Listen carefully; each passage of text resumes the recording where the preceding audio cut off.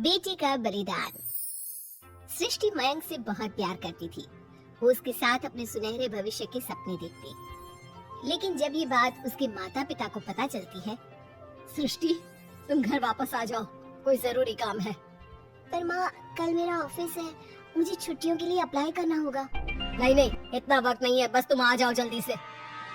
सृष्टि घर आती है तो पहले से ही कुछ लोग घर में बैठे होते हैं। वो लोग सृष्टि को देखने आए होते हैं।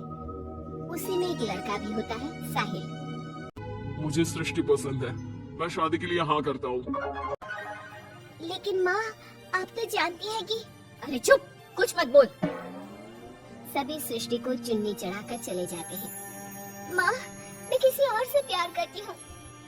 मयंक काफी पैसे वाले घर का लड़का है। आपको पता है, हमारे पूरे ऑफिस का मालिक भी वही है। माँ, वो मेरे बिना नहीं रह पाएगा। अरे पता है ना तेरी बब्बी मासी, उनकी बेटी की शादी अमेरिका में हुई। यहाँ हर किसी के घर में कोई ना कोई विदेश में है, तो तू भी बाहर ही जाएगी। साहिल ने इतनी लड़की रिजेक्ट की है।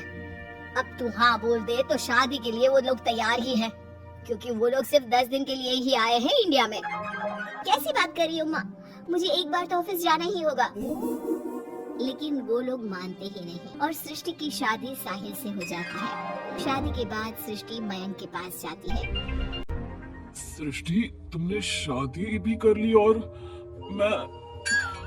मेरे माता पिता विदेश में मेरी शादी कराना चाहते थे। मैंने काफी समझाने की कोशिश की, लेकिन मेरे भाई और पापा नहीं माने। I am sorry Mayank. अरे तो मैं विदेश में कहीं शिफ्ट हो जाता यार, इतने सारे बिजनेस है मेरे। सृष्टि मयंक के सामने रोकर वहाँ से चली जाती है। लेकिन शादी के बाद जब वो विदेश साहिल के घर जाती है तो... देखो, ये एक कमरा है मेरा, मैं यहीं रहता हूँ, और ये एक सोफा कम बेड है। रात में मैं इसे बेड बना लेता हूँ और दिन में सोफा। और देखो, मैं ज्यादा कमाता नहीं हूँ, तो तुम्हें भी मेरी मदद करनी होगी फाइनेंशियली। सृष्टि हाँ में सर हिला देती है।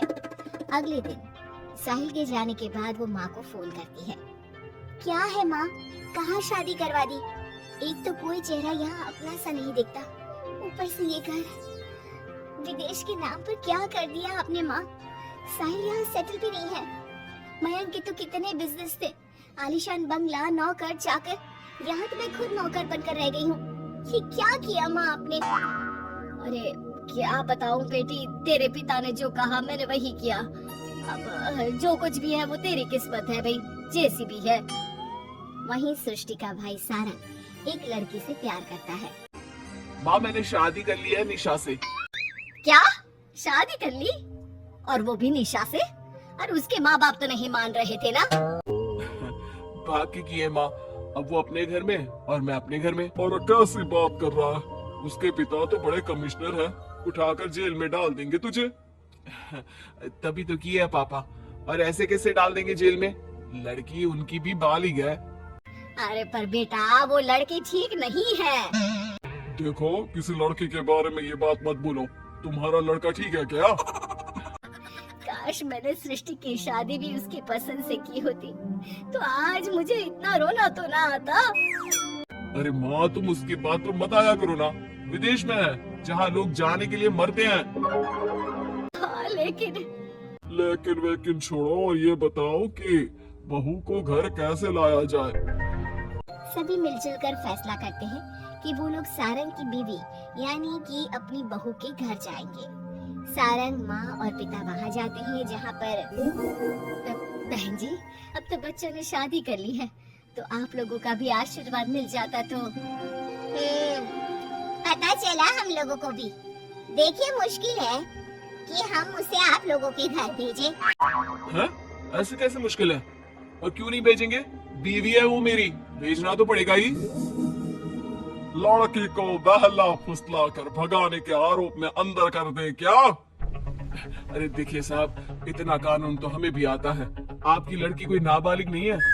तभी वहाँ निशा आ जाती है। रुकिए मम्मी पापा, सारंग में कोई कमी नहीं है, हम लोग इसे कोई बिजनेस खुलवा देंगे ना। देखो, एक बात बता देती हूँ, मुझे तुम्हारे घर नहीं जाना। अरे ऐसी कैसी बात कर रही हो? हम लोगों ने शादी की है, पति पत्नी है हम दोनों, और क्यों नहीं जाना? तो फिर शादी क्यों की?